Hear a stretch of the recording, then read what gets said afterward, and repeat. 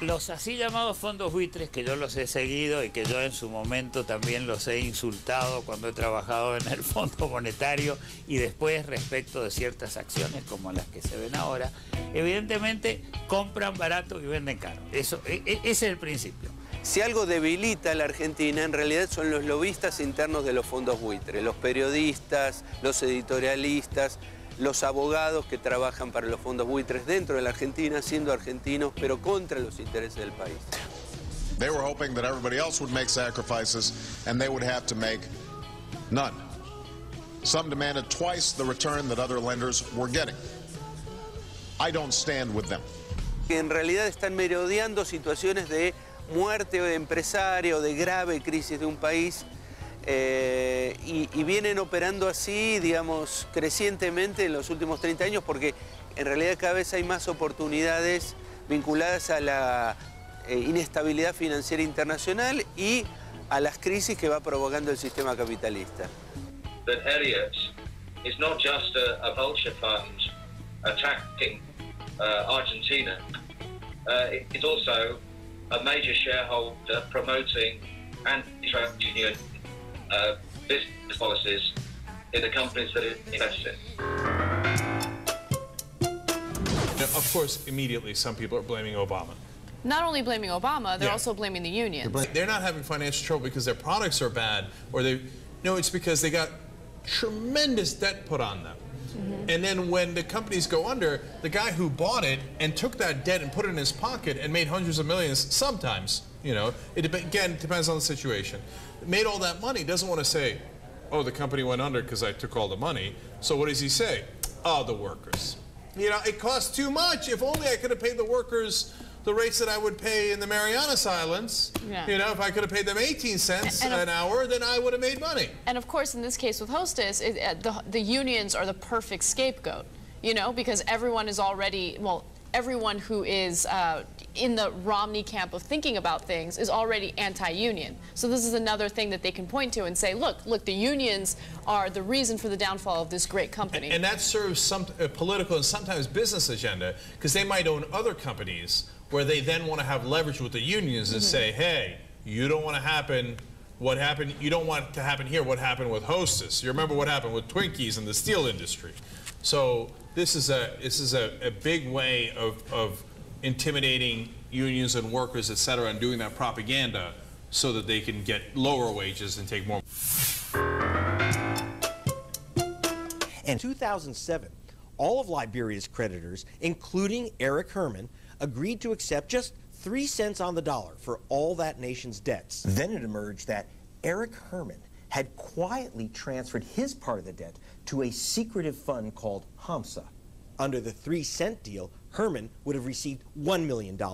But now, HAMSA sued in London for more. And that's how Liberia ended up getting hit with this $28 million judgment. Today, with the end of war, things are looking up for Liberia. There's a surge in literacy. Hopes are rising. But it's all threatened by lawsuits by vultures. The president has a message for them. Look, here's a country having 2 decades of turmoil, of death and destruction, now trying to find its way back, trying to give its young people a future. You should not be the one to become an obstacle towards the achievement of this. Have a conscience and give this country a break. Ingenua presidenta de Liberia, porque no solo se lo hacen a Liberia, se lo hacen también a empresas en los Estados Unidos. Esta gente que aquí es tan particularmente defendida estos días, provoca rechazo, podría decirse repugnancia, también en los Estados Unidos, aunque no se exprese con el gesto. Es indudable que el presidente Obama sabe muy bien quiénes son y cómo son. Argentina equivalía a 1,5 veces su Producto Bruto Interno. En el año 2005, la Argentina le debía solo a los acreedores privados alrededor de 57.000 millones de dólares. El gobierno argentino consiguió ante los organismos de crédito internacionales una quita de 43.000 millones de dólares de esa deuda, o sea, el 76%. La quita lograda por Argentina en el 2005 es la segunda reestructuración de deuda más grande de la historia en el periodo de 1970 a 2010. Solo Irak supera a la Argentina, quien en enero de 2006 logró achicar su deuda con los organismos financieros en un 89%, aunque la deuda iraquí era 3 veces menor a la de nuestro país.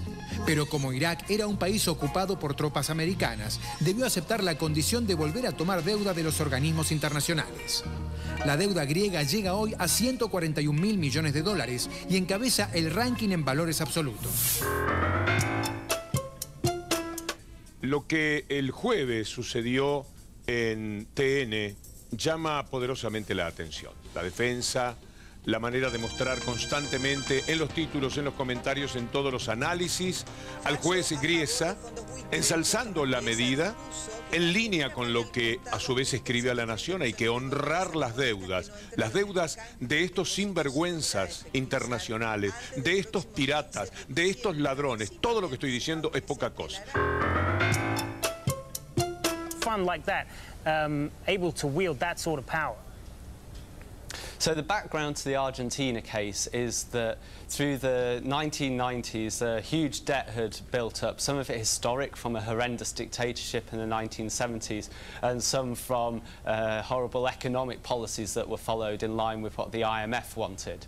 And the country entered a huge recession burdened by these debt payments. And then eventually the government felt it just had to default. It was unable to pay. And Argentina, since that default, its economy has been improving.